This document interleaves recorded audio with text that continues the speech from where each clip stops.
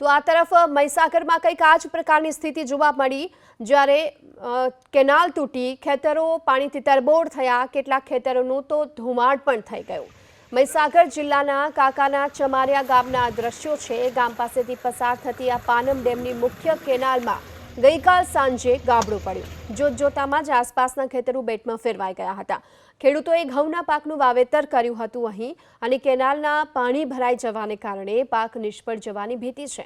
Canal તૂટતાની સાથે પાણીનો આ ધસમસતો પ્રવાહ ખેતરમાં ફરી વળ્યો, ઘઉંનો પાક ધોવાઈ ગયો। ખેડૂતોના મતે કેનાલની અગાઉ ક્યારેય મરામત નથી થઈ। 550 ક્યુસેક પાણી છોડાતાની સાથે 15 ફૂટનું ગાબડું પડ્યું। ખેડૂતોની માંગ છે કે સર્વે કરી તેમને વળતર ચૂકવવામાં આવે। खूब घणुं बधुं नुकसान थयुं छे। पाणीनो प्रवाह वधारे होवाने कारणे घणा बधा पारा तूटी गयेला छे, पण तमे नजरे जोई शको छो।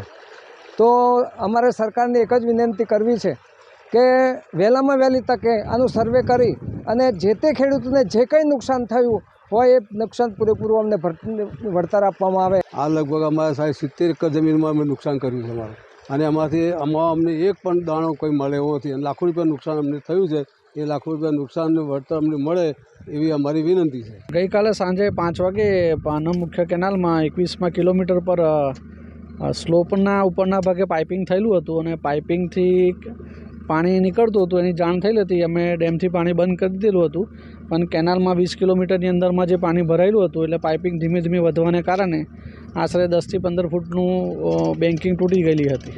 550 ક્યુસેક પાણી આપણે રવિ સિઝન માટે છોડવામાં આવેલું હતું।